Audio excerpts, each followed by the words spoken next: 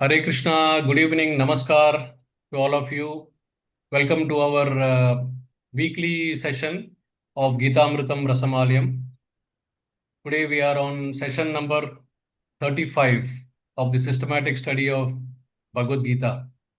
And it is my good fortune that we will be starting chapter number 6 today, which is Dhyana Yoga, also called as Ashtanga or Hatha Yoga, Yoga of Self-Control. I'm just remembering that last month, exactly on the same date, that is 14th of the month, 14th February, I had the good fortune to start chapter number 5. And today we are starting chapter number 6. So hopefully, we'll be able to complete. This chapter has got more verses than chapter number 5. I think it has about 45 or 46 verses, or maybe 47, I'm not sure. So in that case, we will need probably 7 sessions to complete it. Anyway, we should be going at a good pace. So with this introduction, let's go to the next slide. So our Goloka Express is now in the 6th station, the station of Dhyana Yoga. And of course, we love Goloka Vrindavan because every Goloka Vrindavan is a place where every step is a dance, every word is a song, and every day is a festival. And that's why we love this Goloka Vrindavan. We love the Goloka Express. We love the family who are associated in traveling with us in this express train to Goloka Vrindavan. Before we begin, I wish to pay my very respectful, humble obeisances to my dear beloved spiritual master, Dr. T.D. Singh, or His Holiness Bhakti Swarupa Damodar Swami Maharaj, who is the prime disciple of His Divine Grace A.C. Bhaktivedanta Swami Srila Prabhupada, ISKCON founder Acharya, and Srila Bhakti Swarup Damodar Swami Maharaj is also the founding director of Bhakti Vedanta Institute, which is the scientific wing of ISKCON, and also the founding director of Dr. T.D. Singh's Institute of Science and Religion at Kargar, Navi Mumbai. So let me pay my obeisances to my beloved spiritual master and seek his blessings. Om Ajnanatimirandasya Jnananjana Shalakaya Chakshurunmilitam Yena Tasmai Shri Guruve Namaha. Guruve Gaurachandraya Radhikaye Tadaliye Krishnaya Krishna Bhaktaya Tadbhaktaya Namo Namaha.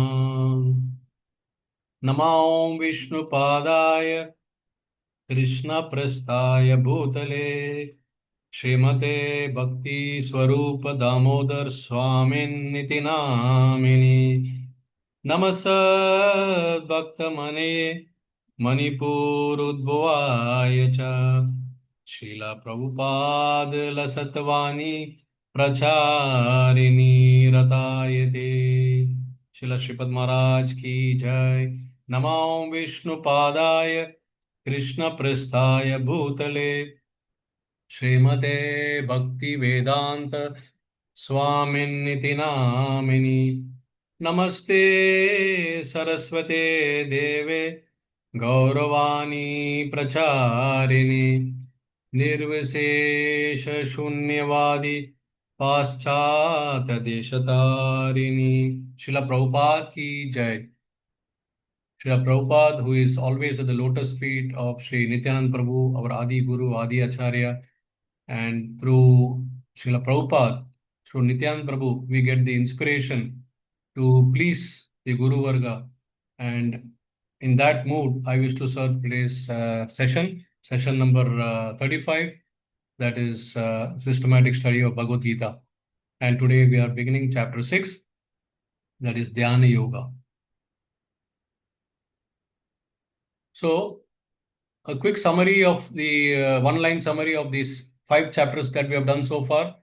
Chapter 1, called as Arjuna Vishada Yoga, where Arjuna was full of confusion and despair after looking at all the relatives on the opposite side who are going to, with whom he is going to fight, and he was gradually becoming weak in mind, weak in body, and then that was the starting point of spiritual awakening. So Krishna saw this as an opportunity to give him the lessons of Bhagavad Gita. Chapter 2, he gave the knowledge of Sankhya Yoga, where the real wisdom begins when we start understanding the difference between soul and body. Soul is eternal and body is temporary. Then chapter 3, we spoke of the Krishna gave us the knowledge of the routine karma yoga.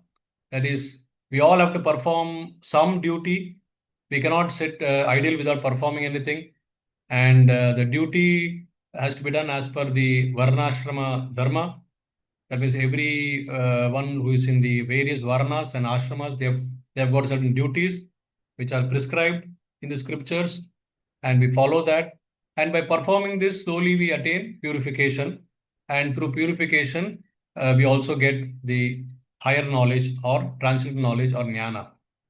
Then chapter 4, Krishna gave that transcendental knowledge, jnana, where there is a description about himself, his purpose of why he is appearing, and how he is appearing, what is the transcendental nature of his appearance, and by knowing which alone can free us from the bondage of this birth and death cycle.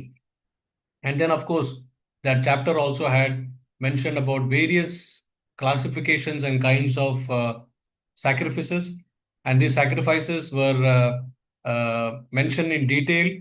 And finally, the goal of all sacrifice is culminates into higher knowledge. And then, of course, we had chapter 5, which we just finished last week, where uh, it was karma yoga, action in Krishna consciousness. So the true renunciation, in which the person acts without any selfish attachment, that is renunciation of all his fruits and not the work. That is what Krishna was emphasizing. And finally, he gave us the peace formula. Peace formula is BSS. B stands for Bhoktaram Yagatapasam. S stands for Sarva Loka Maheshwaram. He is the proprietor of all. And Bhoktaram, of course, he is the beneficiary of all our sacrifices, the sole beneficiary. Sarva Loka Maheshwaram, S. And he's also the closest friend. Suirdam Sarva Bhutanam. So anytime we are in trouble, we just meditate upon him, and he's there. He's there all the time. We are not able to access him because it's just one-way communication from his side. We are shutting our doors on him. So by meditating and by serving, we can open that door and we can get that knowledge of Bhoktara Mega Tapasa. And then now finally we come to the 6th chapter, that is Dhyana Yoga, which talks about the Dhyana Yoga means Ashtanga Yoga or Hatha Yoga, which where the focus is upon meditation. Meditation of in the form of localized Paramatma in our heart, for which the prerequisite is controlling the mind. And when mind is controlled, then it becomes our best friend. What more think that there is a best friend sitting inside our heart instead of the worst enemy. So that is what. And incidentally, this chapter, that is chapter number 6, will be the end of the 3 broad classifications that we have in Bhagavad Gita. That is, the first 6 chapters are after Karma Yoga. The next 6 chapters, that is 7 to 12, they are Bhakti Yoga. And then from chapter number 13 to 18, it is primarily Jnana Yoga. So Bhakti Yoga, being precious, is like a sandwich. Now we saw the sandwich example where there's upper crust, lower crust, and inside is the one that is of more of importance in between. That is Bhakti Yoga. So now we are on the 6th chapter, which is almost the culmination of the Karma Yoga in one sense. Okay. So with that, we begin. And of course, it is always useful to know about this yoga ladder. And I'll be focusing a little bit on this yoga ladder once again at the end of the session. And in case if I forget, please do remind me. But for right now, it is sufficient to know that. Oh, am I recording the session? Yeah, I think I'm recording. Yeah, second. Yes, recording is going on.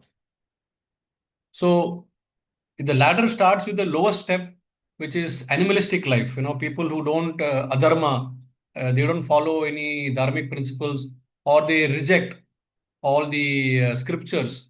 They are basically leading the animalistic life. And then there is karmis. Karmis are the people who are pursuing materialistic goals. And for achieving the materialistic goals, they follow a set of rules and regulations, which is described in the scriptures. But it is all for self enhancement of materialistic level. And then, of course, the real yoga starts. I mean, above that is karma yoga, where the fruits are you work, but you detach yourself from the fruits and not the action. But you offer the fruits back to Krishna. And then, of course, Jnana Yoga, where there is a complete acquisition of knowledge. There is also some meditation, and there is understanding of knowledge, which tells you that you are not this body, you are soul, and then there is a supreme spirit or a supreme soul who is God. But how the God looks is not really clear in Jnana. In Jnana, it's primarily the energy of the Lord is worshipped in the impersonal form. And then when you cross this and get still higher dhyana, where you start meditating upon the form of the Lord in the heart, that is dhyana, and that leads to a stage where you reach samadhi also. Okay, that is fully satisfying with the focus, mind focus on the Lord, just the form of the Lord. There is no seva. And then you have bhakti yoga, where there is direct relationship with the same God, form God, and then you are able to enjoy the transcendental pleasure because you give pleasure to the Lord in the service, and then that way you please the Lord. So you rise from Brahmeti to Paramatmeti, and from Paramatmeti you rise to Bhagwan level. Vadanti tat tattva vidas tattvam yajnanam advyam Brahmeti Paramatmeti Bhagwan iti shabdayate. This is what Bhagavatam teaches us. Okay, we'll come back to this particular slide more in detail with certain examples from Shastra towards the end to understand this better. Right now, we move on and we try to establish what is the connection now between chapter 5 and chapter 6. So, this is how we started the chapter 5, and we gave it the acronym of the word, that is STEP. S, to stay in the world, which included the first 12 verses. T, the three doers, 13 to 16. E, equal vision, 17 to 26. And P, peace formula, that is the last verse, that is verse number 29. But if you see here, the equal vision, that is verse 17 to 26, in that 27 and 28, Krishna gave a clear hint: attain liberation by focusing on Paramatma. So while he was giving this knowledge of Karma Yoga or action in Krishna consciousness, he did mention of how to get liberation by focusing the mind on Paramatma. He did not reveal the details, but he just gave an idea that this is nothing, dear devotees, it is Ashtanga Yoga. So that is how the chapter ended. Of course, after that, he also gave the peace formula, which is more tuned to Bhakti Yoga. But verses 27 and 28 were primarily Dhyana Yoga. So that is the connection we are establishing now. And we also studied in the last chapter that basically the three doers are the super soul, that is God, Jiva, and the Prakriti. Jiva is somebody who desires. The starting point is the desire that we get from that Jiva is desiring. And then the super soul or God is verifying and sanctioning it. And then he orders Prakriti or Maya Shakti to fulfill the requirements of this particular desire of the Jiva. So, in that sense, there is a full cycle completed. And so, this is where the starting point was. And we said that one can have detachment if you realize that you are not the doer. The problem comes when our ego tells that I am the doer, but actually it is the Prakriti that is making do everything and with the permission of the Lord. So when we come to that understanding that the Lord sanctions and without Lord sanctioning we cannot do anything, that point is basically Ashtanga Yoga or focusing upon the Paramatma. And then, of course, so as the chapter 5 ends, the chapter 6 starts with verses where Krishna gives a clear distinction or a similarity between a yogi and a sannyasi. Okay. And then he also gives how one can advance in Ashtanga Yoga. He gives an idea, and such a person, he says, does not desire any sense gratification. Okay. So this is how the chapter. Now we enter into the chapter 6. So let's take a deep dive. So the acronym for chapter 6 is basically easy. So like we had step in the previous chapter, now the acronym is easy. So in easy, E stands for enemy. That is verse number 1 to 9 talks about the mind, how mind can be an enemy or it can be a friend also. Then A stands for Ashtanga Yoga, where there is a detailed description from verse number 10 to 32. Actually, it starts from verse number 3 or 4 itself.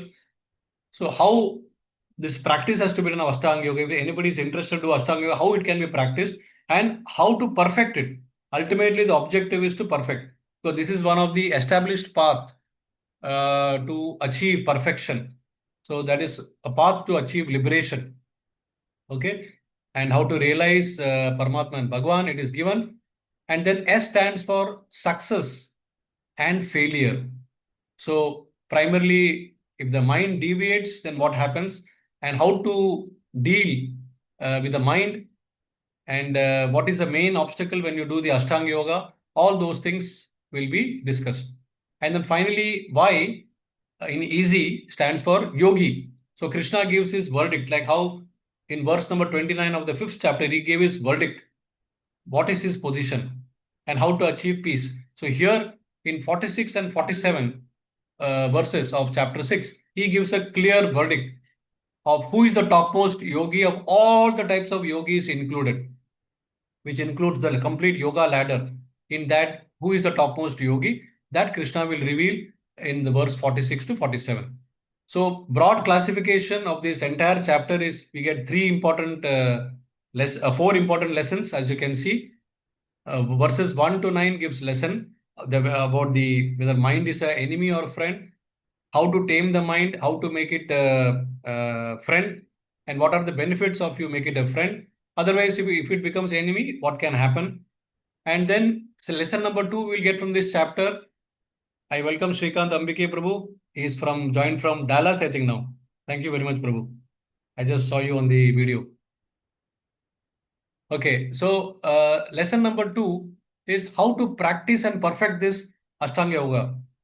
We also, along the way, will parallelly see the difficulties of Ashtanga Yoga because we are now not in Satya Yoga, we are not in Treta Yoga, we are not in Dwapara Yoga, but we are in Kali Yoga. And Kali Yoga, what are the difficulties we'll have?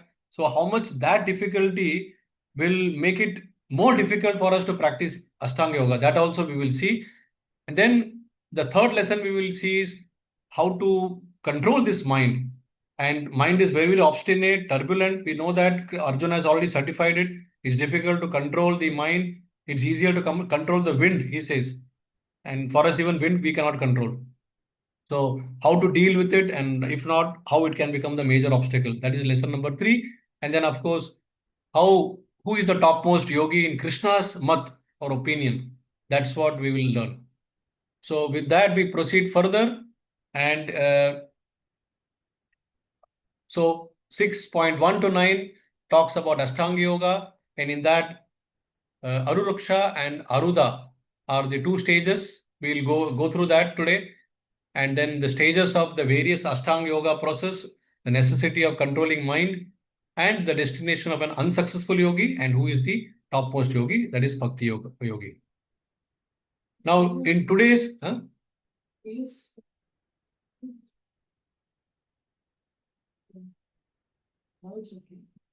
Okay. Is the video okay? Because my wife just alerted me that it's becoming hazy in between and it's going off and on. I don't know. Yeah, it goes on and goes off really. Comes off and goes on. I see. But now I see it But is now it quite is stable. steady. Yeah, now it Okay. is stable. All right. Maybe, I don't know, there's some loose connection somewhere. Okay. So we move on. So in today's session, we'll cover verses 6.1 to 6.7. In 6.1 and 2, Krishna certifies that a yogi and a sannyasi both are same. There's no distinction between them. And we will see how. In verses 3 and 4, he talks about two stages of Ashtanga Yoga, that is the beginning stage and the advanced stage. The beginning stage is called Aruruksha, and advanced stage is called Aruda. Then in 5 and 6, he talks about mind control, and mind can be a good friend and mind can be the worst enemy. And then in 7 and 9, he talks about the person who is in the advanced stage of Ashtanga Yoga, that is Yoga Ruha stage. So, what are the symptoms? Okay. So we'll begin with this nice understanding to understand verse 1 and 2 from our scriptures. There's a nice story about King Janaka. King Janaka, we know, is the father of Mother Sita. And so Janaka is a very, very detached king. And from the scriptures, we come to know that he was not only a detached king, but he was also a great sage or a yogi also. But externally, if you see, he's not dressed like a sage or a yogi. He's dressed like a nice, opulent king. So, what is this story? So, basically, the talks were murmuring was going on in in this particular kingdom, where the different sages, they were actually curious. They were thinking that how such a king, who is engaged in politics, he's engaged in wealth, he's engaged in all his family affairs, palace affairs. How can he have this, be like a yogi also? What is the secret of this? So they wanted to test him. So one day, one young sage, as you can see in the picture, he came to test him. Now it so happened that before he could test him, King Janaka wanted to give a test to him. So what he did was he asked his servants to give him a bowl of milk. So a bowl of milk was given to this young, handsome looking sage. And then King Janaka told him, "Dear young sadhu, please carry this bowl of milk with you and you just make one complete parikrama of this palace. And when you make this parikrama, just ensure that even a drop of milk should not be spilled over. Can you do that?" So the sadhu, young sadhu, he said, "I will try. I will do it." In the meantime, there was also in the background a lot of music. I mean, musicians were playing a lot of music, loud music, and there were also, as you can see, some dancers in the background. They were also dancing for the pleasure of all the people in the sabha. So there is a high chance of distraction for this sadhu because he has to carry, and if he looks here and there, if a drop of milk spills, then he's not able to meet the requirement that the King Janaka has set for him. So he starts walking around the palace, and then he finishes the complete one circle parikrama, and he comes back. Now Janaka, King Janaka is asking him, "So, oh, welcome back. You have come back. So, did you see the dancers? Did you hear the music in before you?" So the sage replied that, "No, sir, I did not see anything." My mind was fully fixed on the bowl of milk. I wanted to protect the milk so that it doesn't spill over. So the king smiled. He smiled and he said, in the same way, please understand, I perform my duties as a king. My mind is always fixed on the lotus feet of the Supreme. My kingdom, my all the activities that are happening around me do not disturb my inner consciousness. So then all the sages, they understood the secret behind the king was performing his duties so perfectly, and yet he came across as a true yogi. So now we have understood the essence of this story of how this purification of our inner consciousness hmm, is the key, irrespective of our outward dress. You might dress in any way, dear devotees, it doesn't matter. What is important is how pure you are in your inner consciousness. With this understanding, we'll proceed to verse 1 and 2. श्रीभगवानुवाच अनाश्रितः कर्मफलं कार्यं कर्म करोति यः स सन्न्यासी च योगी च न निरग्निर्न चाक्रियः. So here now Krishna is continuing his uh, instructions on Ashtanga Yogi and how Ashtanga Yogi should not give up Nishkama Karma Yogi. So basically, from Karma Yoga, now he has come to a higher level of Ashtanga Yogi. He is focusing his mind. Okay. And how, if he is performing Nishkama Karma Yoga, then automatically the inner purification are also happening. And in that situation, when he is performing, then he is a real sannyasi and he is also a real yogi. Why? Because anashrita karma phalam. Anashrita karma phalam means what? One who is unattached, unashrita. Ashrita means somebody who is taken shelter of karma phalam. But here it is unashrita, opposite of ashrita. So one who is unattached to the fruits of his work. This is what is this meaning? Nishkama Karma Yoga. So somebody who is that level and karyam karma karotiya and he ensures that his work is his duty. Karma. Karyam karma karoti. He does his duty as an obligation. Hmm? Obligation means because he's following certain scriptures. The scriptures say, I'm a Brahmana, I must do this duty. I'm a Kshatriya, I must do this duty. I'm a Vaishya, I'm a Shudra, I must do this duty. So he's following that. Karyam karma karoti yaha, sa sannyasi, sa yogi cha. That person is a true sannyasi. Why? A sannyasi is somebody who is renounced. And he's also a true yogi. Okay. So both, yogi is a mystic. So he fulfills both the requirement. So that is what Krishna is saying is. And he says such a person is a true sannyasi and a true yogi and not na niragnir na chakriha and not a person who is not performing his sacrifice niragnir or chakriya. Chakriya means he doesn't want to do any duties. He just wants to sit in one place. I will not do anything. So there is no karma on me. So Krishna says these two are disqualifications, but the person who is following it properly, that person is a true yogi. Let's read the translation now. The Supreme Personal of Godhead said, one who is unattached to the fruits of work, and one who works as he is obligated in his renounced order of life, that is sannyasi, he is the true mystic and not the one who lights no fire. That means I will not do any sacrifice, nor the one who performs no duty. I will not do any duty. So these two are not the qualification, but the qualification is somebody who is unattached.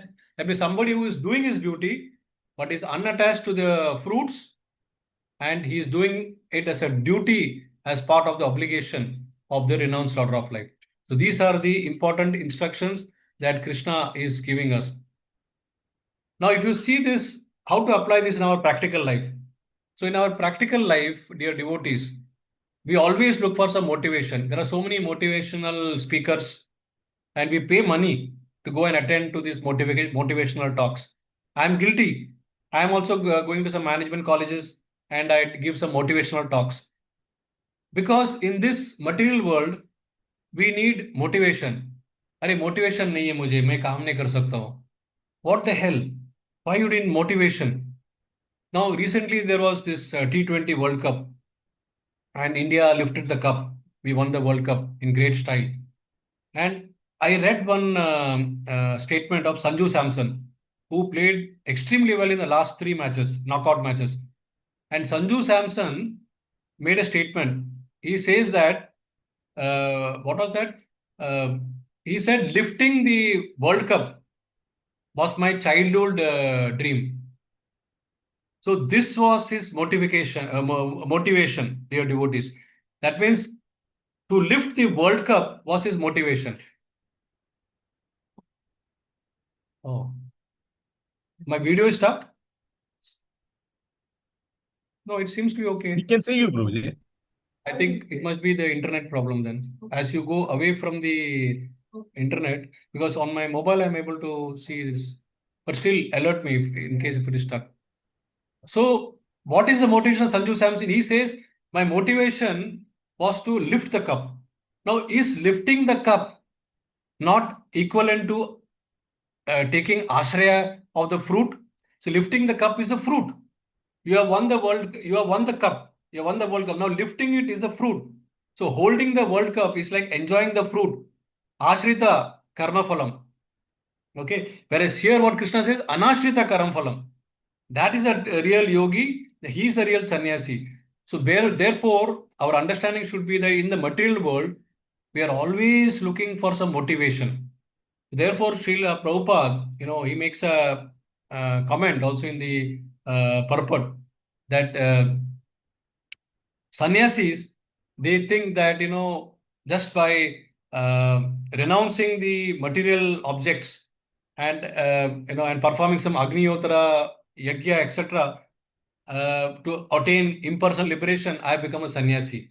So he says that this is not a true sannyasi because they have a selfish desire. And what is a selfish desire? To attain impersonal liberation. Okay, impersonal liberation means I want to merge with Brahman. This is not selfless. He says actual sannyasi is the one whose heart is first purified, and this purification happens because of selfless service to the Lord, and he becomes detached from the fruits of action. That means the tendency to have enjoy. Else it will not benefit with a contaminated heart. So the same applies for this mystic yogi and the sannyasi. And he Prabhupada further states that the living entity who acts for the satisfaction of the supreme whole, that means supreme personality of Godhead, he is a true sannyasi. That means we should understand that I am like a finger. This finger, its job is to satisfy this hand. The job of the hand is to satisfy this body. This body finally satisfies the soul. So if the living entity understands this simple logic that yasmin tushte jagat tushtam, if I please the supreme personality of Godhead, then automatically he will please me also. And that is my pleasure. I don't want any independent pleasure. The same verse which we discussed last time, the root in Bhagavatam, the root of the tree and the branches and the twigs. Yata taror mula nishechanena. Yata taror mula nishechena. That means just like how you please, how you water the root of the tree by watering it, how you please the root. Then how it gets a triptyanti. Tripyanti tatskanda bhuja pasha shakaha. That means the branches and the twigs, they all get satisfied. There is no need to separately water them. Or similarly, another analogy was also given. Pranopachara, that means our stomach. pranopachara cha yatendriyanam. When you feed your stomach, automatically all your senses are fed. There is no need to individually go and feed the various senses. Tateva sarva haram ya achyutejya. So, in the same way, if you please Lord Hari or Achyuta, automatically you are pleasing all the demigods. There is no need to individually satisfy the 33 crores demigods. Yasmin tushte jagat tushtam. That is the essence of this particular verse. That is what this verse number 1 is giving us. We move to verse number 2.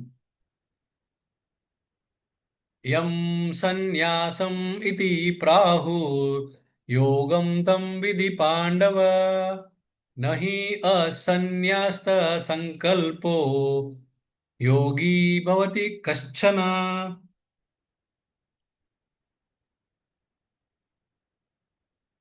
So, what is the meaning of this? So, here Krishna is once again saying that yoga and sannyasa are actually the same. Detached action is same as renunciation. So, what is the translation? What is called as renunciation, you should know to be same as yoga. That is sannyasam. Sannyasa means renunciation, and it is same as yogam tam vidhi pandava. That means vidhi means if you if you follow the principles of yoga through some vidhi, that means through by following the scriptures, that is both mean the same, and not linking oneself. And O son of Pandu, for one can never become a yogi unless he renounces the desire for sense gratification. So nahi asanyasta sankalpo. That means unless he does not give up all his desires. Asanyasta means sannyasta is renouncement. Asanyasta means he is having desires. He doesn't want to give up that. That is a sankalpa he is having. So if such a person, yogi bhavati kaschana, he cannot be called as the yogi also. So this very clearly Krishna is explaining the same thing now in two different ways. So first he says that yam sannyasam iti prahor. That means the sannyasi means renouncing. What does he renounce? He sannyasi renounces his fruits. Prahu means this is what generally people say about sannyasa. Oh, he's a renounced person. He is not attached to anything. Material objects, material senses. He is renounced. Yogam tad vidhi. So yoga means to have a mind that is fully absorbed in the lotus feet of the Lord. Yoga, link. Yoga means the link to Krishna, God, Supreme Personality of Godhead. So if there's a link, your senses would never be agitated. If you're linking to material objects, your senses will be agitated. And there is no desire on sense objects. That's yogam tam vidhi. So this can happen by performing certain Vedic activities, prescribed duties. So therefore, both mean the same. Yoga and sannyasa, both are same. Nahi asanyasta sankalpo yogi bhavati kaschana. So he who has not given up the desire, he still has the desire to enjoy material objects, sense gratification. That is asanyasa sankalpo. Yogi bhavati kaschana. Yogi bhavati kaschana means he cannot be called as a yogi because he still has a desire for sense gratification. So here Krishna clearly gives us a definition about who a real sannyasi is and who a real yogi is. And then he finally says a real sannyasi and a real yogi both mean the same. Both are the same. So a real sannyasi, once again, to reiterate, is the one who gives up the result of his fruitive action. He doesn't stop the action, mind you. He is constantly working. He is acting in Krishna consciousness. He is not giving up his work. He is not renouncing the work. He is renouncing the fruits of his work. He is not interested in this material senses, fruits, sense gratification. And a real yogi is a person who whose mind is no more taking pleasure in so-called sense gratification. or enjoying his own senses. So these two really mean the same, because a mystic yogi, he actually goes inwards. He's not looking outside, he goes inwards. His mind, his intelligence, his senses, all are focusing inside, at a very advanced level of Ashtanga yoga. He's going inside, inwards. And so basically, he's renounced. Both mean the same. So, how do we apply this in our lives? So, one easy way to apply it is to understand our constitutional position, who we are. Just ask this basic question: who am I? Am I this body? No. Krishna says no. Am I Mr. So and so? That is just a designation. Am I Dr. So and so, PhD so and so? No, that is just a qualification. All will be the moment you die or you leave the body. All these things are dead.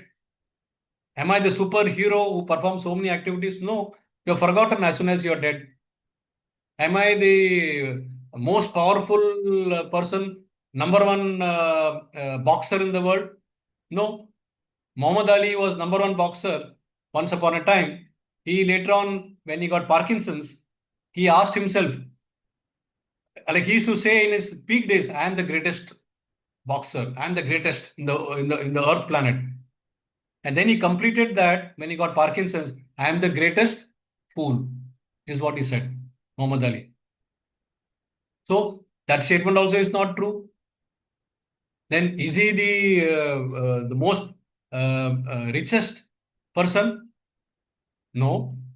The richest person, once the person dies, he is forgotten, he is dumped. Nobody cares for him. So we have to understand what is our real position. Who are we? So we are Jivera Swarupohe Krishnera Nityadas. We are tiny speck. We are parts and parcels of the Supreme. And therefore, we are also termed as Tatashta Shakti or marginal energy. So Krishna has three primary energies. One is Antaranga Shakti, that is his inner energy. One is Bahiranga Shakti, that is external energy or Maya, material energy. And Antaranga Shakti is the spiritual energy. And then there is Tatashta Shakti, which is Jiva, Jivatma, Tatashta Shakti. So Tatashta Shakti is like the ocean. So it's like a shore, where this side there is land, this side there is water. When the sea water comes, the shore gets covered with sea. So you are part of the sea. When the sea water recedes, you are part of the land. Okay, then you're again on this side. So who we are? We are oscillating constantly like a pendulum between, we are marginally oscillating between Antaranga Shakti and Bahiranga Shakti. Antaranga Shakti, Bahiranga Shakti. The moment we associate with pure devotees and with the Lord, we are going to Antaranga Shakti. We think everything is so nice in this world, pure, pure, pure. The moment we come out of that satsang and go into asatsang and meet some materialistic person who may be a pious person, nice friend, but meet him and immediately our senses get polluted and we become part of uh, this Bahiranga Shakti or Maya Shakti. So in this way we keep on oscillating. So we do not have any independent energy. We are either controlled by Mahamaya or we are controlled by Yogamaya. So Yogamaya controls us in spiritual world and Mahamaya controls us in material world. So therefore, our having understood this difficulty, if we stop working for our pleasures, but start working for Krishna's pleasure, okay, that is what sannyasis or yogis do. Then we realize that we are yam sannyasam iti prahur yogam tam vidhi pandava. That will completely get fulfilled. That's what it means. So our aim should be somehow to satisfy only Krishna's senses, not our senses. Because if you try to satisfy our senses, then that is lust. If you try to satisfy Krishna's senses, then that is real love. Atmendra Priti Cha Bhogavancha Kama and Krishna Indra Priti icha, bole naam prema. That is prema. So therefore, we should basically move towards Yogamaya, not Mahamaya. So we know it's difficult. So the best way is to associate in the satsang, associate with the devotees, pure devotees. And this is possible only by rendering service to the pure devotees or Supreme Personal Godhead. Then immediately causeless mercy comes, and then knowledge comes, and detachment from this material world automatically is the byproduct. Vasudeva Bhagavati Bhakti Yoga Prayojita. Janayati Ashu Vairagyam. Automatically this will come. Jnanam Cha Yat Aitukam. This will automatically follow. So this is what this verse, sum and substance of this verse is. So we should understand that the real Krishna has explained clearly the yogi and sannyas are same. From our point of view, it is not enough just to understand that. How to apply it in our life, that is very, very important. So the application is basically following the footsteps of acharyas, serving the acharyas, and following Krishna consciousness. So again, going back to the story of Janaka Maharaj, the teachings that we get from 6.1 and 6.2, a true yogi is not the one who simply abandons the work. A true sannyasi performs duties without attachment. Spiritual life is internal detachment and not external inactivity. So internally you're detaching yourself from the material activities, but it is not externally you will be doing your activity. Externally you will be wearing your suit and tie like a materialistic person. But like King Janaka, who looked like a very opulent king, his mind was focused on the lotus feet. That is what we have to. So renunciation is not leaving the work, but it is leaving the attachment to the results of the work. And that's how we will be classified as a true yogi or a true sannyasi. Now we come to verse number 3, 6.3. Now here Krishna directly takes us into the various stages of Ashtanga Yoga. So primarily he says that there are two levels of Ashtanga Yoga. One is Yoga Rurukshu, and other one is Yoga Ruddha. So Yoga Rurukshu is the beginning stage and Yoga Ruddha is advanced stage. Arurukshor Munir Yogam Karma Karana Muchyate Yoga Ruddhasya Tasyeva Shama Karana Muchyate. For one who is a neophyte, that is a beginner in the eightfold yoga system, that is Ashtanga Yoga, work is said to be the means. So he should do his duties. And for one who is already elevated in the yoga, that is Yoga Ruddha stage, cessation of all material activities, that means sense gratification activities, is said to be the means. So automatically it happens. So this is, now we are going into more details of Ashtanga Yoga. So Ashtanga Yoga, dear devotees, is an 8-step, as the name says, Ashtanga, 8 steps or 8 limbs of Ashtanga Yoga. And this includes, so the 8 steps are Yama, Niyama, Asana, Pranayam, Pratyahara, Dharana, Dhyana, and Samadhi. And this is further divided into 2 classifications. So Yoga Ruruksha, that is the beginning stage, in which there is Yama, that is the don'ts, things which are regulations and prescriptions. Niyama, do's, rules and prohibitions. Asana, the physical postures to purify the body. And pranayama, breathing exercise to purify and stabilize the mind. And then comes Yoga Ruddha, that is advanced stage. So once we achieve Yoga Ruruksha stage, then we proceed to the Yoga Ruddha stage, which is primarily Pratyahara. Pratyahara is withdrawing your senses from the sense objects. Dharana, that is holding the Lord's form, fixed form in the mind. Dhyana, intense meditation. And this leads finally to Samadhi. So Samadhi looks as if externally the person is not existing anymore, but internally he is in trance. That is what most of the advanced acharyas, we don't say they have died. We say they have entered into Samadhi. Because deep inside they are entering into Nitya Leela, total absorption, trance. So that is the goal of Ashtanga Yoga. So the goal is again purification, but it involves 8 steps. Out of eight, first four are basic steps. Okay, that is Yoga Ruruksha, and the next four are advanced steps. That is for advanced devotee. But now, what is happening, dear devotees, is that Ashtanga Yoga, in as we understand, is just we talk about the asanas.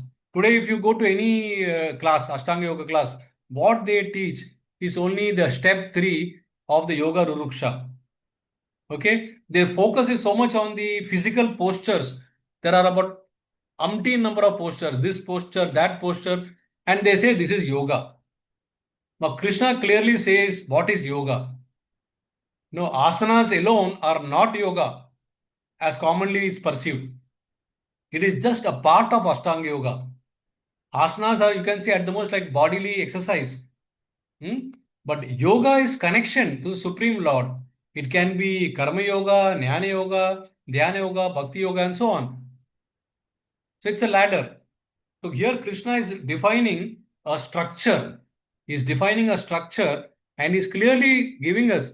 It's like if I have to give an analogy, let's say when we were small kids, and we had to ride a cycle, a bicycle, and the bicycle is slightly taller for our height.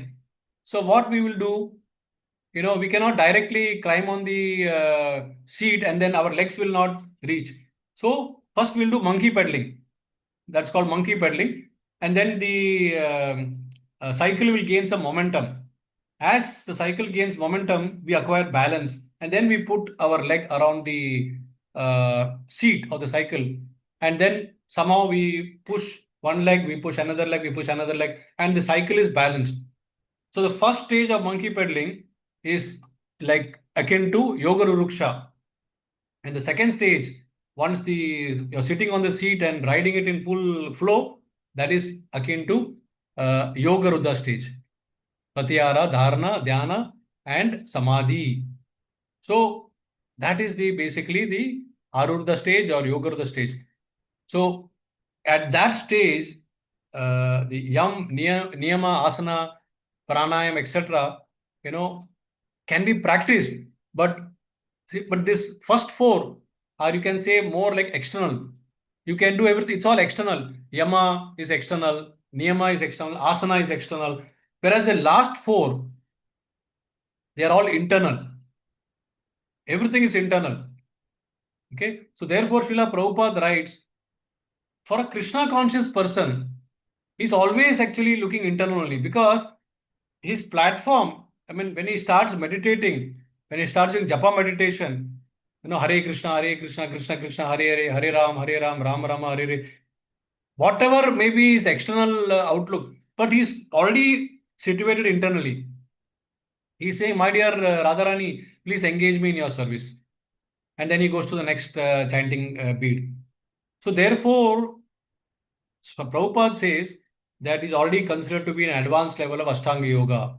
He doesn't have to do Yam Niyam, because he's practicing the Hare Krishna Mahamantra, automatically the connection with the Supreme is established straight away. That is the benefit of Bhakti Yoga. So we will talk a little bit more about it towards the end when we are comparing Ashtanga Yoga in Kali Yuga versus Bhakti Yoga in Kali Yuga, which is better and where the success rates are higher. Okay. Now, one example I could think of, a classic case of Dhyana Yoga, is the case of our young 5-year-old boy Dhruva Maharaj. So Dhruva, who was Kshatriya, who was highly insulted. He felt insulted by his stepmother, Surichi, because she did not permit him to sit on the lap of his father, Uttanapad. And not only that, she said that you are not qualified to sit on this your father's lap because you are not born from my womb. You are born from Sunidhi mother's womb, and that is not enough. So therefore, so then how to? She said you have to first give up this body. You have to go to the forest and you have to pray to Vishnu that you should get another body in which you will be born from my womb. And then you are again in a rebirth, you will get a chance to sit on your father's lap. So Dhruv Maharaj, being a Kshatriya, he could not bear this insult. And he took his mother's advice, Suniti's advice, and he said, I'm going to the forest. And his mother said, okay, please go, and you will find Vishnu there. Now, when he went to the forest, it was very tough job for him there. It was extremely tough. Narad Muni appeared because Vishnu said that this is a small boy. Narada, please go down and help this boy. Narada tried to persuade him to go back to the palace, and he said, this is not the age for you to do all these things. Ashtanga Yoga. This is the age for you to play with your friends. And when you are becoming mature, you come to the forest. But Dhruv was adamant. He was well beyond his age. He says, no. No means no. I want to be in the forest and I want to see Vishnu face to face. And I want to ask him to give me a position much higher than what, not only what my father has, but what the creator of the secondary creator Brahma has. I want to go above him also. That was his determination. And with that determination, he took up this, sankalpa. So then our Narad Muni gave him the magic mantra, which was Om Namo Bhagavate Vasudevaya. And he said, with this mantra, you sit in one place, take the Ashtanga Yoga process, and you meditate inwards, and you will finally meet Vishnu. And dear devotees, would you want to know what Dhruv Maharaj underwent? That is, in just 6 months, he saw Vishnu face to face. In the first month, he ate only fruits and berry, not daily, but only once in 3 days. In the second month, he ate once in 6 days. But what? Not fruits or berries, but he ate dry kusha grass, dry leaves, which even animals will not eat. That is what he ate. Then in the third month, he drank water once in 9 days. And he just worshipped, focused more internal on the Supreme Personality of Godhead. And in the fourth month, Dhruv became completely master of his breathing exercise. And he inhaled air once in 12 days. That was his austerity of Ashtanga Yoga. And by the fifth month, the Dhruv Maharaj could control his breathing so much that he could fix his mind directly without diverting upon anything, directly on the form of the Lord, to such an extent that he, while fixing this on the form of the Lord, he could focus, he could close all the holes of his body. And in the process, the Lord within his heart, the energy started coming out. And all the three worlds completely started trembling, completely trembling. And the demigod started running towards the Shwetadeep and started appealing to Lord Vishnu to please come and rescue. Otherwise, they said that we are not able to breathe. There is no air. This Dhruv has taken everything. So then Vishnu assured them that I will go down. I will pacify this boy. So he had no choice. That was a level of austerity and penance of Dhruv Maharaj. That is Ashtanga Yoga. So you decide for yourself, dear devotees, is it possible to go up to this level in Kali Yuga, where our mind is so disturbed, so many things are conquering our mind that we are not able to fix anything. We cannot detach ourselves from anything. That is the problem we are facing. So this was the real Dhyana Yoga that Dhruv Maharaj showed us. Then we move to verse number 4. Yada hi na indriya arthaishu na karmashu anushajate sarva sankalpa sannyasi yogaruddha staduchyate. What does it mean? Again, the two levels, what are their characteristics or symptoms? That means especially of yoga Ruddha stage, advanced stage, what sort of symptoms this person is showing. So now Krishna is giving more knowledge of the, so already we have seen what Dhruva Maharaj went through. Those were the symptoms, but now Krishna is explaining in this verse what are the symptoms? So Krishna is telling that there are three characteristics. A person is said to be elevated in yoga, that means yoga of the stage, when he has renounced all material desires. What is that? What is that word? Na indriyarteshu. Na indriyarteshu. That means he is engaging himself not in material activities, but he is not engaging himself in any sense gratification. Engaging. Then na karmashu anusajate. That means what he is doing? He is not pursuing sense gratification activities. So engaging, E for engaging, P for pursuing. And then third thing is Sarva Sankalpa Sannyasi. He's renouncing everything. So he's not renouncing is not desiring. Not desiring anything. Sarva Sankalpa. Like a Sankalpa is very dhrida. So these three prime qualities he is demonstrating. So I was actually thinking about this, and then I was remembering my pre-Krishna conscious days. You know, so let's pause for some contemplation here. So can any one of you name any activity in this material world which is not sense gratificatory? Think of any activity which is not sense. I'm talking of material activity.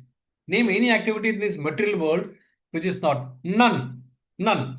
Nothing will come other than Krishna conscious activity.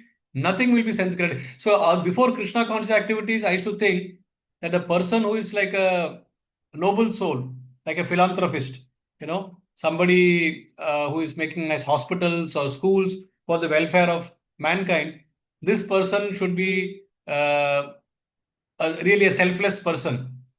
But later on, when I became Krishna conscious, I realized that this is also subtle sense gratification, because somewhere he's getting name, somewhere he's getting fame, somewhere he's utilizing the power of his wealth to show to the world, and somewhere his ego is also coming. He wants to be remembered as greatest person who has done this kind of welfare activities. So this is not actually coming under this category of na indriyarteshu, na karmashu, na sarva sankalpa sannyasi. No, it is not. So therefore, the conclusion is that there is no materialistic, no activity in this material world which can be qualified for this. The only activity is when our senses are fully satisfied in satisfying Krishna's senses. Hmm? That is automatically, it means that our senses get satisfied. For example, when you go to a temple and voluntarily do an activity of mopping the floor, doesn't that give a great satisfaction to us? You are doing a sweeper's activity, but you are taking pride that I am doing this for Krishna. No harm in that pride. That is the true pride.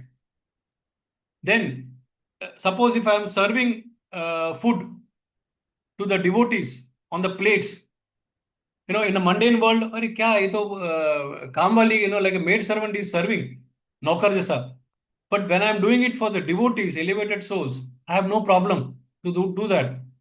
Or when I am driving to the temple, or when I am traveling long distance to meet some elevated soul, or I am going to take the darshan of the Lord or hear some Bhagavad Gita.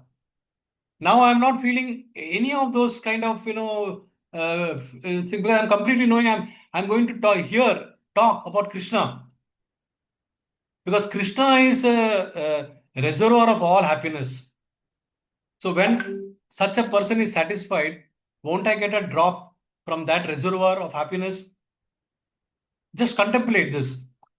So on the other hand, if we perform just self-centered activity, then we are more and more going into the vicious cycle of janasya moha aham mameti pumsa shriya maitunam bhavam etam. That means this whole world is working on the principles of male and female attraction. Male loves female, female loves male, and this is a basic principle, lust of attraction. And then what happens after that? Tayor mito hridaya granthim ahu.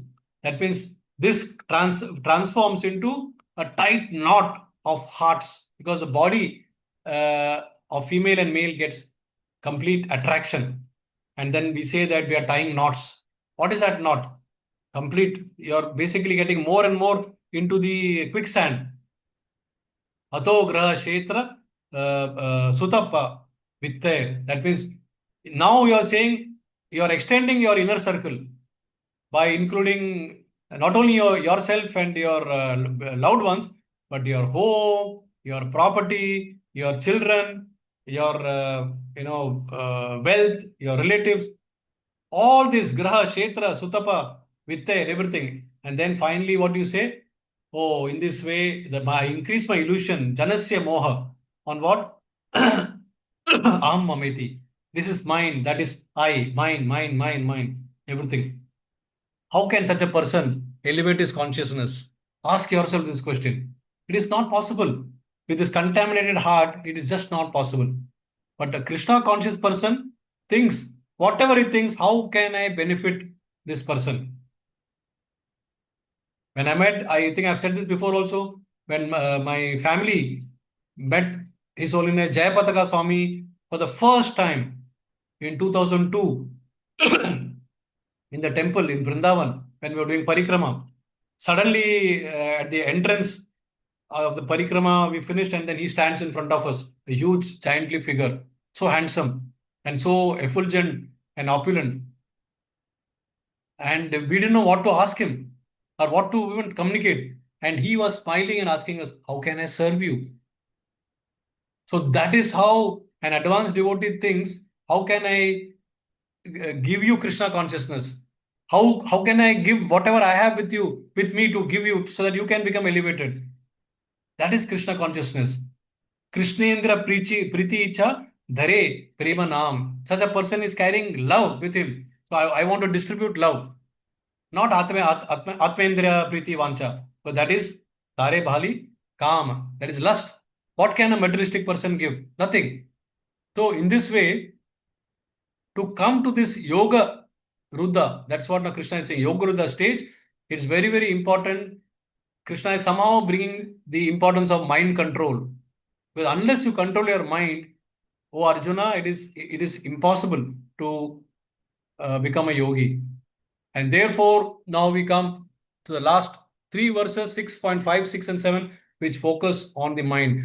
Please pay your attention here completely, the last few minutes, because this is very, very relevant to us. Mind control, the art of mind control, the importance of mind control, the importance of detachment. Because the Yoga Rudra stage teaches us this already. But then mind control and detachment we can practice even without doing this Ashtanga Yoga. Because our mind operates at four levels, dear devotees. First, as a mind, which is a reservoir of all the thoughts, that's why we say mana. Then it operates at the intellectual level. Sometimes mind and buddhi are interexchanged because the power of discrimination comes from buddhi, but then immediately mind is there. Chitta, third level. When it gets attached to an object or a person, we call it as a chitta. And then ego. When the mind identifies itself with the bodily identification, it is called chitta. So the verse 6.5 is Udaret Atma Atmanam Natmanam Avasadayet Atmaiva Ahi Atmano Bandhur Atmaiva Rupur Atmana. Two important words: Bandhur, friend; Ripur, enemy. And rest everything in this verse is interesting. Atma, Atma, Atma, Atma. You can count how many times the word Atma is coming. I counted, it comes over 7 times. Atmana, Atmanam, Natmanam, Atmaiva, Atmano, Atmaiva, Atmana. 7 times, dear devotees, Krishna is emphasizing. That means there must be something very, very important. See, whenever the word Atma comes, we immediately think Atma means soul. Soul is correct, no doubt about it. But then Atma can also mean body, Atma can also mean mind. So depending upon the context, Atma's definition can vary. Now in this context, there is Atmana and there is Atmanam. So Atmana means, Krishna says, by mind; Atmana, is soul. So both are being used quite effectively here. So first thing is so udaret atma atmanam. That means first atma is mind. Second is atmanam. So udaret means you have to do something good or liberate something higher. Udar karna. So who will do the udar for whom? Atmana. That means mind will do the udar of atmanam. That is soul. When will he do it? Sorry, before that, second line. Na atmanam na vashadayed. So, na atmanad. That means if you cannot, if he does not do that, then it is actually degrading. That means either it is doing udar or it will do a vashadayed. That means it will degrade it. From instead of elevation, it can become degraded. Na atmana. That means if the atma is not, that is mind is not doing for good for atma, that is soul, it is degrading it. Why? Atmaiva hi atmano bandhur. Because mind, atma, can be a good friend of atmano, that is soul. Or atmaiva ripur atmana. That means mind can be a worst enemy of atmana, that is soul. So 7 times atma word, out of which there is atmana is atmaiva is basically mind and atmana is basically soul. So this is how it has to be understood. Let's go to the translation now. So mind is both the friend and the enemy. One must deliver himself with the help of mind. See, one must deliver with the help of mind and not degrade himself. The mind is a friend of the conditioned soul and is enemy as well. So Ripur, enemy, and Bandhur, friend. So Srila Prabhupada gives some nice explanation in the purport of this verse. And I will just summarize that because there's no need to further, add something because Prabhupada has very nicely explained it. So Prabhupada says one way or the best way to completely disentangle ourselves, is by engaging the mind in Krishna consciousness. Prabhupada says we can use our intellect, that is buddhi, to control the mind. Now, when we do that, Prabhupada says the mind can become the friend of the soul. Else, the mind can also become enemy. So, Krishna is saying that becomes an obstacle. So, in the Yoga Ruddha stage, he's explaining this. So, it can be do udar, that is good. It can do avachadayet, that is, it can do bad also. So, therefore, it is pertinent that this mind must be trained properly, trained in such a way that it will not be attracted.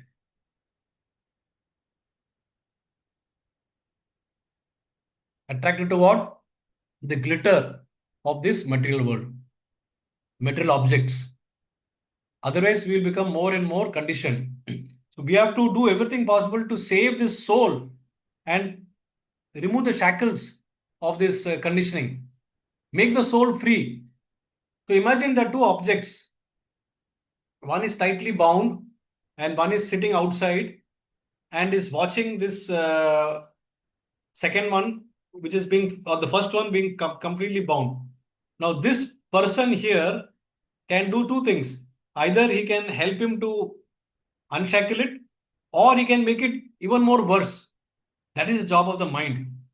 And if you train your mind properly through buddhi is at a higher level, then it can help to completely unshackle or disentangle these shackles which are there bound like a chain on the soul. That's why great acharyas, they have written so many songs. Like the one that I can think of is by this Govindas Kaviraj. Bhaje hure man Sri Nanda Nandan Abhaya Charana Ravindare Durlabh Manav Janam Sat Sange Taro He Bhava Sindhure Abhaya Charana Ravindare. Oh mind, he says. So when he says, oh mind, that means the soul has to understand, I am at a higher level. Buddhi should understand, I am at a higher level. So they should somehow tell the mind, Mind should be made the subordinate. Oh mind, just worship the lotus feet of the Lord, the son of Nanda. Bhajevaramana Sri Nanda Nandana. His lotus feet you worship. And then what happens? Abhaya Charana Ravinda. You become fearless. And because we have become Durlabha, Manusha Janma, it's a very rare opportunity we have got as human birth. And in that we are getting a possible satsanga, association of all the devotees. And only through the association of devotees, because of this human existence, we can cross this Bhava Sindhu, the ocean of material miseries. And what does Bhakti Vinod Thakur sing? He says, Manasa deho geho jo kichu more arpilu tuya pade Nanda Kishore. Oh, mind, body, family, whatever belongs to me, I am surrendering it at your lotus feet.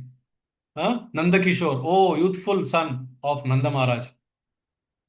So these are all realized souls who are teaching us how the mind can be controlled. Otherwise, there is no hope for us. It will become our enemy. Mind will degrade us completely. And as if this is not enough, Krishna is telling us repeatedly in Bhagavad Gita, in the 9th chapter, 34th verse, he says, Man mana bhava mad bhakta madhyaji nam namaskuru. Engage your mind always upon thinking of me. Huh? Mad bhakto, become my devotee. Madhyaji mam namaskuru, offer obeisances to me, worship me. And you can be completely absorbed in me. And then what is I give you guarantee that you will come to me. He says you'll come to me. So we have to offer this completely, follow the footsteps. Mahajana Yenogata so Pantha, just follow blindly what these sannyasis or acharyas are saying. Otherwise, there is no hope. Because one good thing we are doing is we are following Mahamantra meditation. Maha Mantra. Mantra itself means Mantrayate iti mantra. That we can liberate the mind. And this is Maha Mantra meditation. Hare Krishna, Krishna Krishna, Hare Hare. Hare Ram, Ram Rama, Hare Hare. So Prahlad Maharaj says in the Navavida Bhakti process, Ravanam, Kirtanam, Vishnu Smaranam, then Pada Sevanam, Archanam, Mandanam, Dasyam, Sakyam, Atmanivedanam. This is how one has to train the mind, to control it, and it gets completely controlled. So we have to follow this process very nicely, then we can control it. Otherwise, mind is, nature is known, mind is like a complete distraction companion. How can we counter this mind? It's a big problem. So the only way out is combination of our willpower. We should have the determination and the divine power. Without the mercy of the Lord, we cannot do it. Mind acts like a ventriloquist. So ventriloquist is a person who is like talks as a second person. So without our knowledge, the mind is speaking. And then we say, I did not mean this. Did I say that? I did not mean this. So mind has made you speak that. So the mind takes the role of a ventriloquist. The mind is the one that is seducing us to do wrong things, dear devotee. And then when you do the wrong things, the mind itself scolds you. So what sort of companion we are having? So the only way out is we have to really start, controlling the mind by focusing the mind on the lotus feet of Krishna. There is some saying. It says that Markatasya Surapanam Madhye Virchika Damshanam Tan Madhye Bhuta Sancharo Yadva Tadva Bhavishyati. Anything can become a monkey. Anything may become a monkey who, while drinking alcohol, is bitten by a scorpion and possessed like by a ghost. So this is a saying in one of the Puranas, and also it is coming in Chanakya's Chanakya Pandit's Upadesh. He is giving it nicely. So we should understand that mind can become like a monkey also. So mind can become like a monkey And it's a satire way of saying it, how bad a person can act when he becomes, and this scorpion and ghost are equivalent to, and even alcohol is like anarthas. When we are bitten with pride, lust, and anger, then the mind becomes like a monkey. In fact, this is one of the best. I always, when I think of controlling a mind, I just think about this story. Ambrish Maharaj. What a great king and a saint. Durasamani arrived at his place when it was Dwadashi, and he came with 60,000 followers. And Ekadashi fast is over, fast is about to be broken. And Durasa, now because he has come as a guest, Ambrish Maharaj told him, okay, you please take a bath and come back. And then we'll break the fast together. Durasa Muni went with his 60,000 followers, and he did not come for a long time. और यहाँ पे fasting का timing, Parayan time, was about to get over. Hand is raised. I don't know how it happens. Let it be. I'm not able to do anything about it. You have raised the hand. Yes, Prabhuji. Huh? You have raised the hand. No, I don't know. It happens every time like this. At some point of time, the hand goes up and then it doesn't come down. Whatever I do. see. It's okay. So this Durvasamani takes time to come. And then in the meantime, Parayan time is about to get over. So Ambarish Maharaj takes the advice of the sages. What should I do? So the sages tell him that it's okay to break with jal. Because jal, when you take jal after fasting, it is considered as fast breaking also. At the same time, it is not equivalent to fast breaking because you have not taken grains. So what happened was Ambrish Maharaj, he took jal. As soon as Durasa Muni came to know that Ambrish Maharaj has already taken jal, before even Durasa Muni could come to his house, he got very, very furious. He became so furious that he asked him, "You dare to eat even before feeding the guest?" And in that anger, he created a dark demon. You can see in the picture, a dark and very fearful demon to attack Ambrish Maharaj. And Ambrish Maharaj, what did he do? He remained very calm because his mind was always at the lotus feet of the Lord. He was very, very calm and he was very silent. He did not retaliate even through words. Sometimes word retaliation also can incur sins. He did not protest, nothing. He just remained calm. And then suddenly, out of nowhere, the Sudarshan Chakra appeared. And this Sudarshan Chakra immediately vanquished this demon, the powerful demon that was created by Durvasa Muni, that was immediately killed. And now the Sudarshan Chakra was chasing Ambrish Maharaj. Because Sudarshan Chakra was released by Vishnu, because Vishnu felt that his dear devotee was insulted. And my dear devotee could not protect himself, so I'll protect him. And this Chakra started chasing Ambrish Maharaj, Durvasa Muni. And Durvasa Muni ran across the universe seeking protection from Brahmalok to Shivalok and finally came to Vishnu Lok. And Lord Vishnu told him, the only person who can save you, even I cannot forgive you or save you, the only person who can save you is Ambrish. You go and ask for forgiveness at his lotus feet. Then if he forgives, then this Sudarshan Chakra will stop.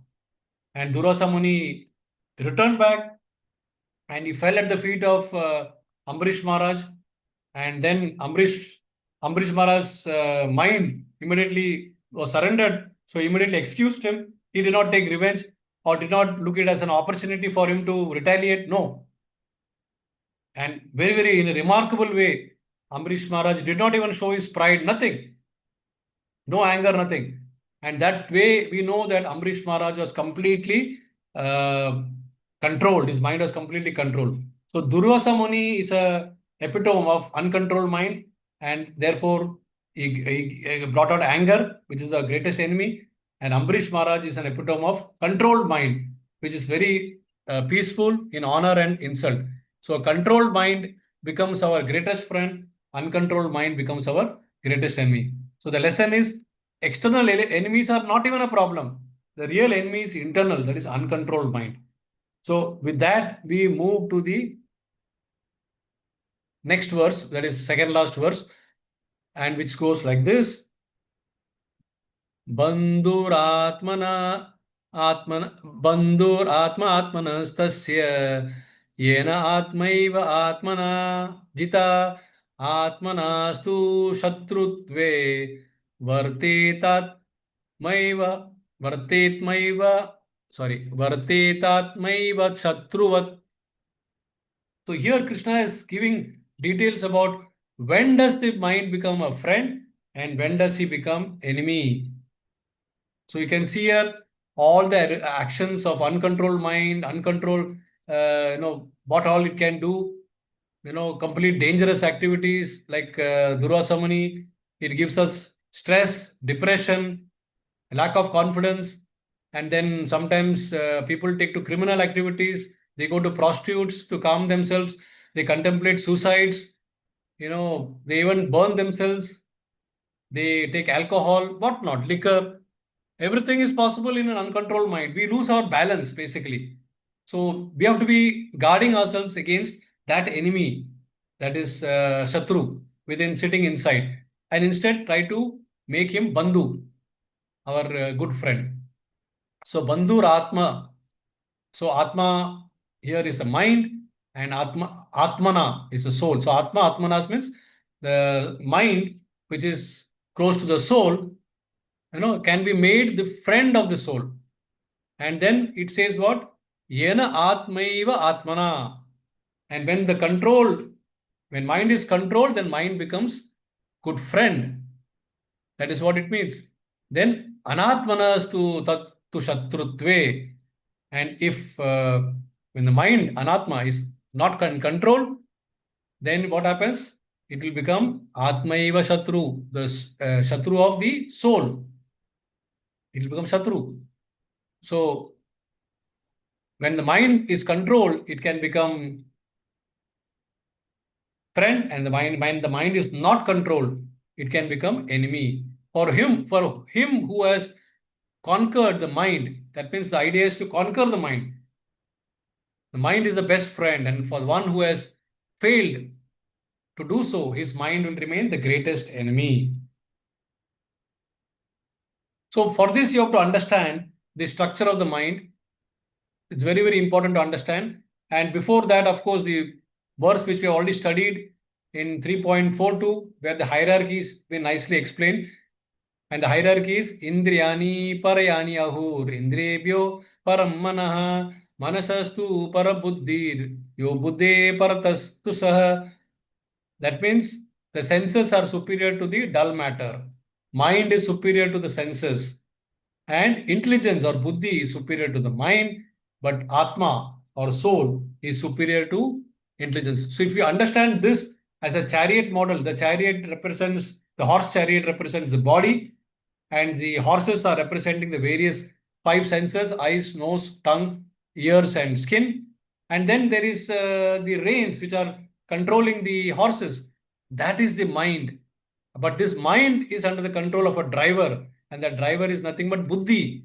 And who are we? We are just the passenger. So in reality, do we have anything to do with the driver or the reins or the horses or what the horses are seeing? Nothing. We are just traveling, and we are either we are enjoying based on what we see, or we are suffering.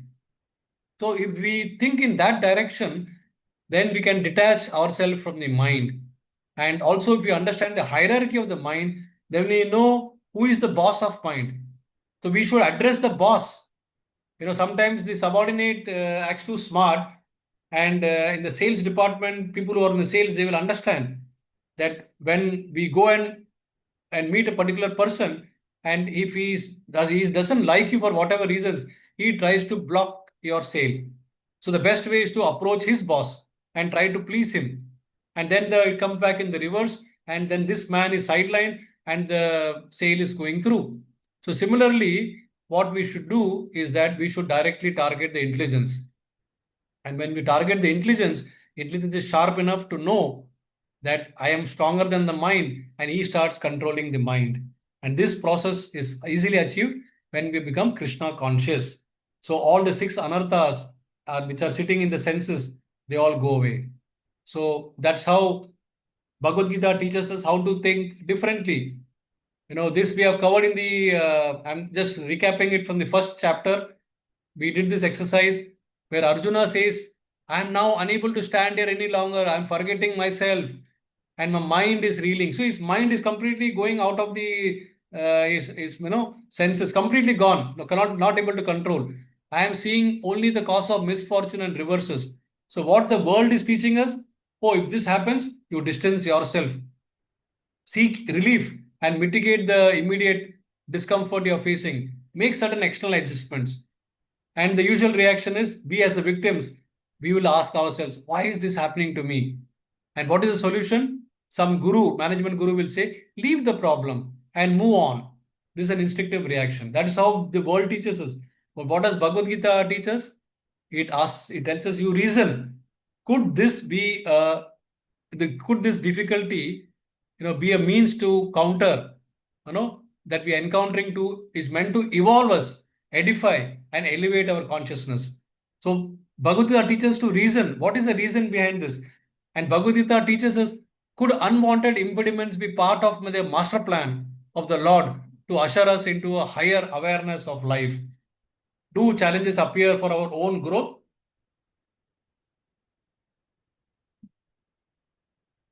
And Bhagavad Gita gives us a solution, most importantly. Look up to the seekers and ask the question, how can I learn and grow from this? So the message is you have to learn from the problem and grow instead of running away from the problem and saying that why is it happening to me and I should move on and I should seek a relief. No. So Bhagavad Gita, take shelter of Bhagavad Gita. Bhagavad Gita is giving us the complete knowledge. That's what we are doing. And then we take shelter of the seekers and look up to seekers and ask them the question. They will give the answer.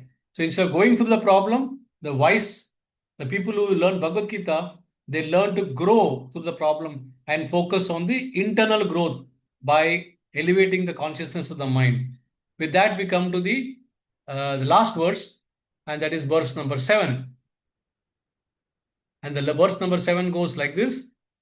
Jitatmana prashantasya paramatma samahitah sitoshna sukha dukkeshu tatamana apamanayoh. So here clearly it says that one who has conquered Jitatmana, such a person is basically conquering everything in life because everything around us revolves around this duality, and we are getting trapped in this duality of this world. What are these dualities? These dualities are Shito-Ushna. Shito-Ushna is what? This heat and cold. Sukha Dukkeshu, happiness and distress. And Tata and Mana Apmana, honor and dishonor. These are the only three things which are bothering us. Whichever way you look at it, our problems are always revolving around these three. Think carefully and let me know, is it correct or not? All our problems are revolving around these three levels of dualities only. And this verse, Krishna says, one who has conquered, Jitatmana, the one who has conquered is actually Prashantasya. Prashantasya is somebody who is, Shantasya means peaceful. Prashantasya means a person who is deeply peaceful, or you can say tranquility stage. Such a person who has, nothing will shake him. So that is what actually this position is showing. And most importantly, we should understand that if the mind is completely conquered, then, and how can you conquer it? By fixing it upon a higher thing, that is superior nature. Then mind is fixed on superior nature means you have to follow the dictation of the supreme. That is what it means. So mind can be controlled, otherwise it will surely trick us all the time. Mind is looking for doing some dirty tricks.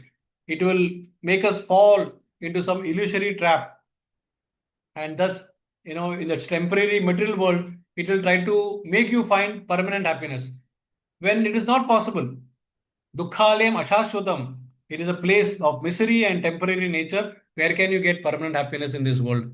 Impossible. It's like a fish out of the pond.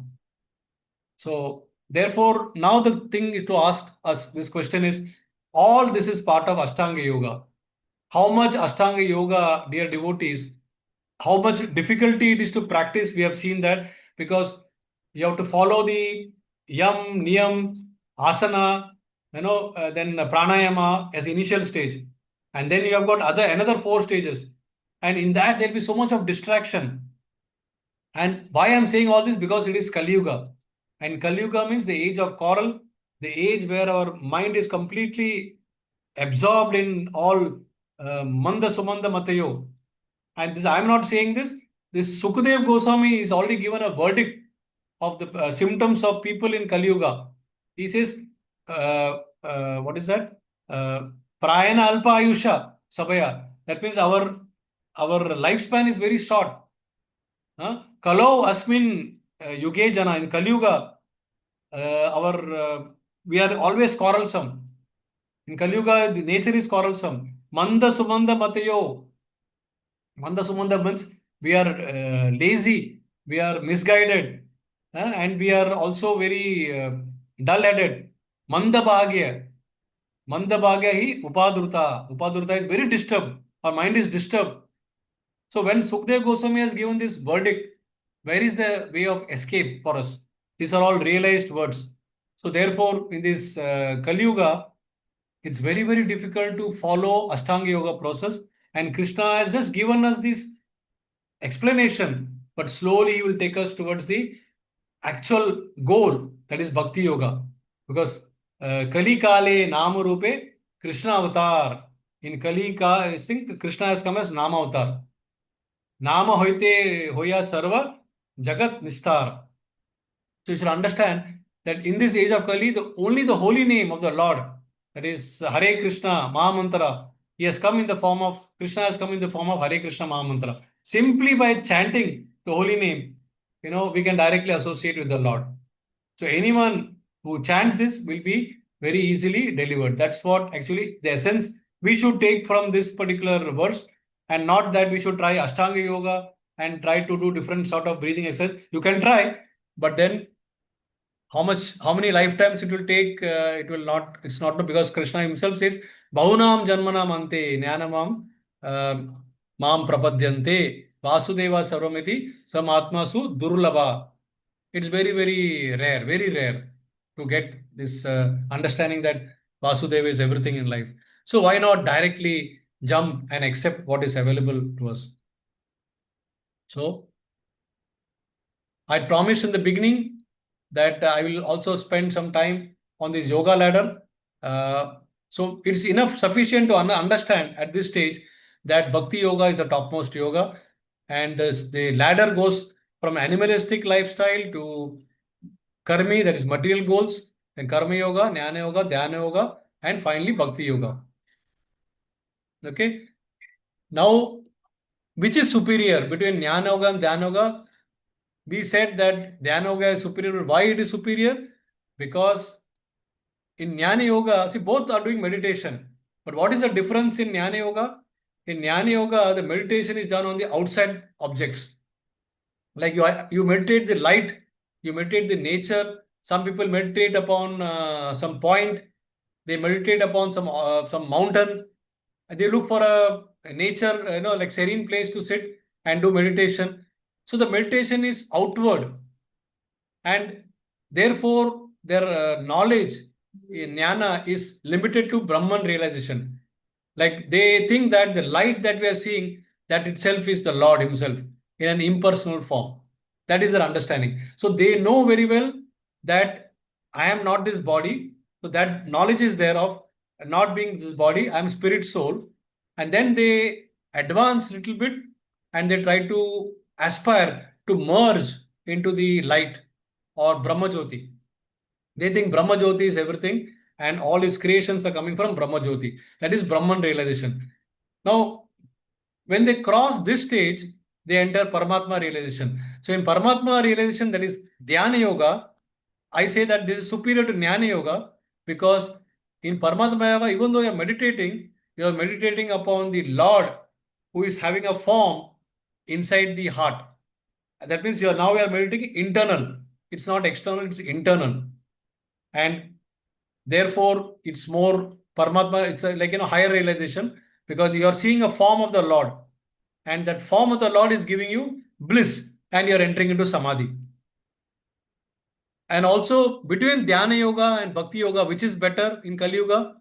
So we said that Bhakti Yoga is better. That is what our understanding will take us through, because there are enough examples in our scriptures that you can see Vishwamitra, who was doing Dhyana Yoga or meditation for 60,000 years. And when the beautiful Menaka came and she performed the dance before Vishwamitra sage, his concentration got completely broken and his mind got absorbed into Menaka, and eventually he married because he fell for the beauty of Menaka, and they had the child Shakuntala. So what happened to all the 60,000 years of meditation? It was external, and it was Dhyana Yoga, but then the meditation was not having any service. It was just having the darshan. But the moment he saw Menaka, he fell. And similarly, same thing happened to Saubara Muni. Saubara Muni was meditating inside the sea, underwater, Yamuna. And when he saw the two fishes copulating, his senses got agitated, and immediately he came up and married the 10,000 or I don't know 10,000 or 10 daughters of one king called Mandana. Mandata. Mandata. Now, if you compare this situation with our Namacharya Haridas Thakur, Haridas Thakur was chanting 192 rounds. That means he was always virtually in a trance and getting in the bliss of the lotus feet of the Lord, nectar of the Lord. Only 4 hours or 3 hours or something he was spending for his bodily activities. Rest all completely in chanting. When he was given the test of this Lakshahira prostitute, she came and she tried to mesmerize through all her beauty and all. What did Haridas Thakur do? He didn't fall for her. He didn't immediately give up his chanting and then marry her. Instead, he asked her to wait. He became like compassionate for her, that this prostitute has not got Krishna consciousness. How can I give her Krishna consciousness? So he made her sit or wait, and he said, I will spend some time with you. Give me 24 hours. And the same thing he did on day 2. Same thing he did on day 3. And finally, after day 3, the prostitute got converted and she became a devotee.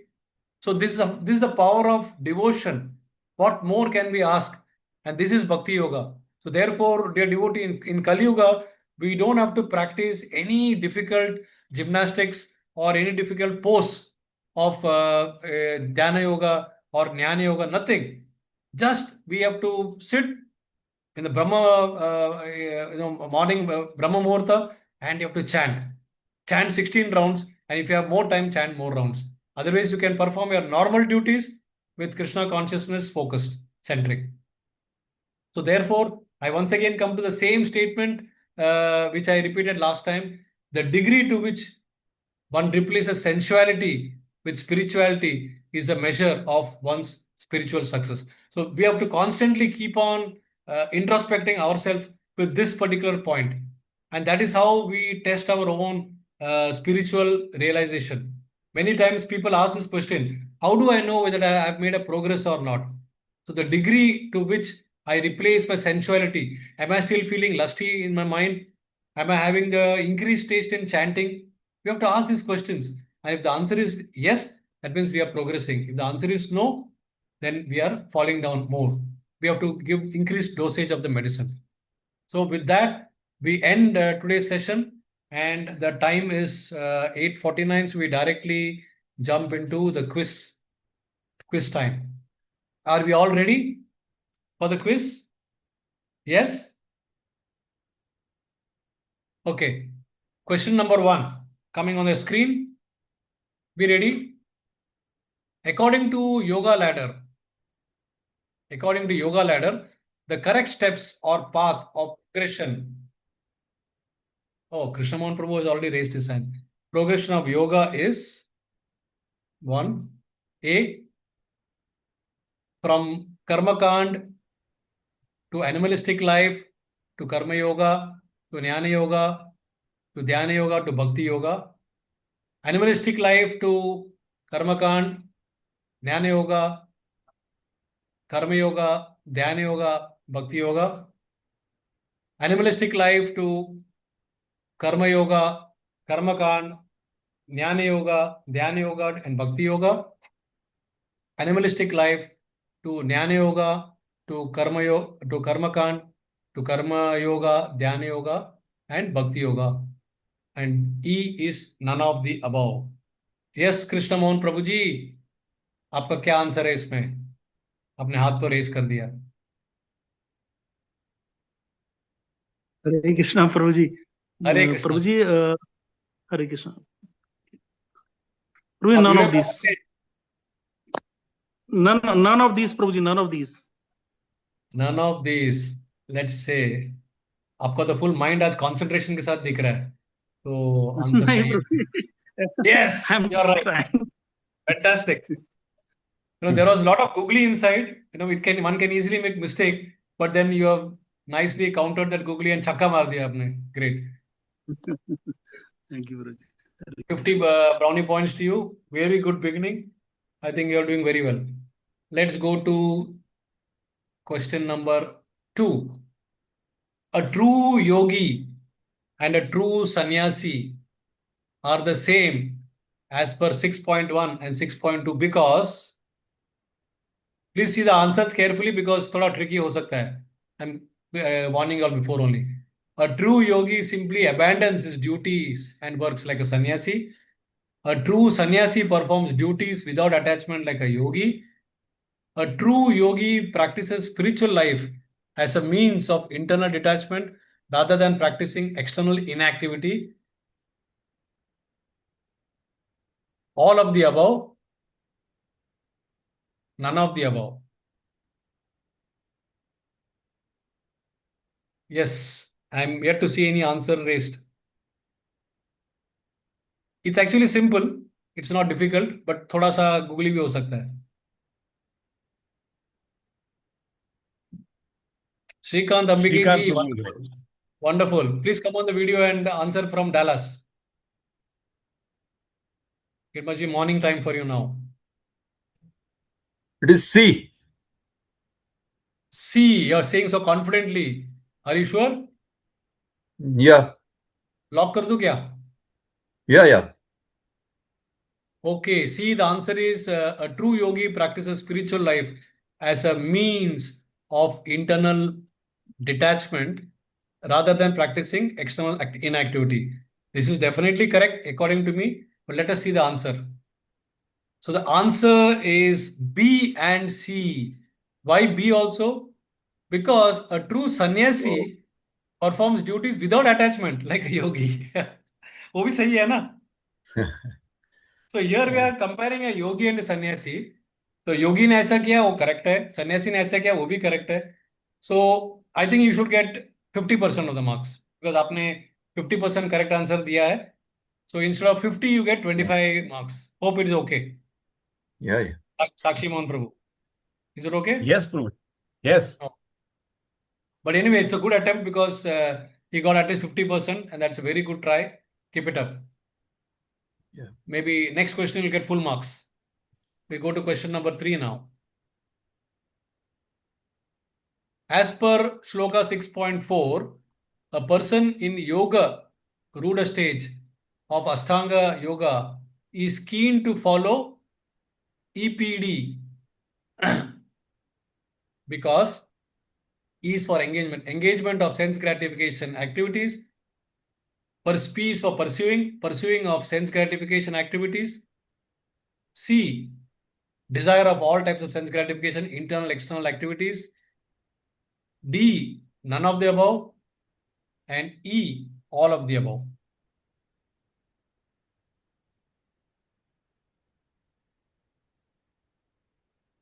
Where is our Saptadeep today? चुप है आज. He was there. He's there. Okay, so who has raised? Anusha has raised the hand. Anusha. Yes, Anusha, unmute and give us your wisdom. D, Prabhuji. D. D for Dhruva. Is it correct? D for I Dhruva? am guessing it's D. C. D for Damodar. D. B for Brahma. D. D for for Delhi. Damodar. D. D for Damodar. Oh, that's what. D for Dhruva, I said. Okay. So you're guessing or is that your final answer? Final. Okay, I think, I don't know, I'm not able to hear you clearly. The link is down, I think, little bit weak. Network is weak. Nor pursued. Okay, so let's click the answer now. You said, He needed the guys to say. I didn't follow. It was not very clear, but shall I take that you said D for Dharma? Yes. Or okay. Yes. Yes, your answer is correct. Fantastic. 50 brownie points for you. Wonderful. Keep it up. Now we come to the second last question, fourth question. Mind becomes our best friend when? When does it become our best friend? When mind controls the intelligence, when mind controls the soul, when mind is subordinate to intelligence, when mind is subordinate to senses, none of the above. Krishna Mohan Prabhu. Prabhu. Krishna Mohan Prabhu was very quick off the blocks. Yes, Krishna Mohan Prabhuji. Hare Krishna, Saptadeep Prabhuji. also has Prabhuji, raised mind- now. Huh? See, mind is a subordinate of the intelligence. Means intelligence is controlling the mind. Means intelligence controlling the mind. Yes. Yes, you are very much on the right track, I think, and the answer is C. Wow. आज तो आपने पूरा मैदान खुल के मार दिया है. My goodness. 50 more points for you. Great. So we have to remember this hierarchy so that. Okay, let's go to the last question of the day and let's see who is the lucky winner for the last question. And the question is a person who is Jitat Manaha. For such a person, super soul is already reached. He has attained tranquility. He experiences happiness and distress, heat and cold, honor and dishonor. He is known to be Yoga Ruda stage of Ashtanga Yoga. He is known to be in Yoga Ruda stage of Ashtanga Yoga. All of the above. Aha, this is going to be interesting. This is going to be really interesting.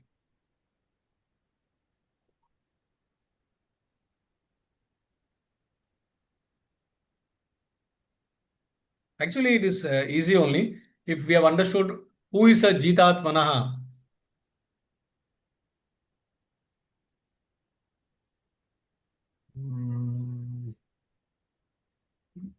No answers. Okay, so we will. Okay, who is that? Mitali and Saptadeep. Okay, Mitali raised first, I think, no? Yeah. Okay, Mitali, please go ahead. Can you come on video also? Can you come on video? Yes. उसमें extra points नहीं मिलेगा, but just that we will know that you are answering. But now we are seeing little Radha Damodar. Okay, Mitali ji. Yes, Yes, I what is think the answer will be option E. All of all above. of the above? All of the above. Okay, just think over it. Once again, I'm giving you, if you feel confident, then you say E. Otherwise,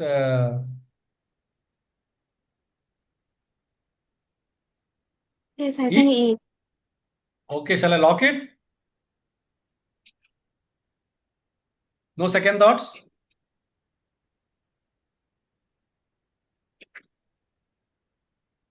All right, I'll lock E now. Shall I? Okay, I'm locking. And the answer is A, B, and D. Because see in C what he has mentioned. In C, he experiences happiness and distress, heat and cold, honor and dishonor. But whereas we said something contrary. He is above happiness and distress, heat and cold, honor and dishonor. That means whenever he experiences, he is above that. So he will not see who experiences happiness, distress, heat and cold. A person who is conditioned soul. Correct? But now we are talking of a jitatmanaha. A person who has conquered his mind is above this. So therefore, it's a tough question. I mean to answer, I would say, because there was a slight play of words in C. That's why I think you got. Otherwise, you must have read it as if he's above happiness and distress, heat and cold, honor and dishonor. That's why he must have said all of the above. And I expected that most of people will select E.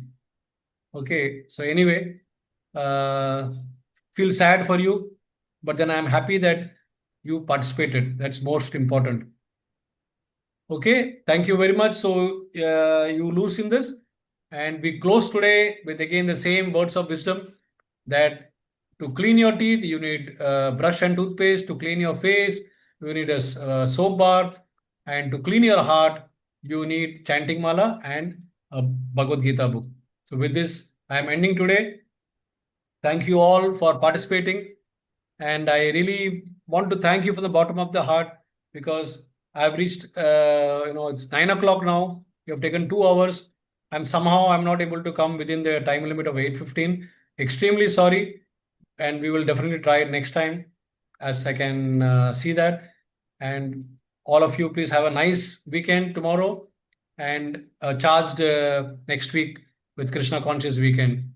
वाञ्छा कल्पतरुभ्यश्च कृपा सिन्धुभैव च पतितानां पावनेभ्यो वैष्णवेभ्यो नमो नमः. Have a nice, blissful Papa Mochini Ekadashi tomorrow. Hare Krishna. Hare Bol. Thank you very much. Thank you. Hare Krishna.